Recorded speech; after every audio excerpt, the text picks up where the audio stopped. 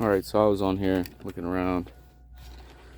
Nobody's got a straightforward video of how to do this. So, putting LED headlights. It's a 98 S10. Just got some cheap ones off eBay. Got the set. For this truck, you're going to need 9006, 9005. Super easy, super simple. You've got these tabs on each one of your headlights. You just pull straight up. And your headlight should come loose. Quick, easy. Got your two headlights here. And if you see on the back here,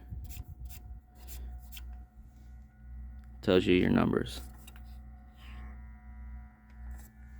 So make sure you got them in the right place or they're going to be sloppy. When you go back to reinstall, there's these little ledges right here that need to go into here. So you need to tilt it just enough. It's not much room. Tilt it just enough. Get that into there. And then you got these little nubs. They go right through these square holes. And that's it. Pop these back on. Got your little pins.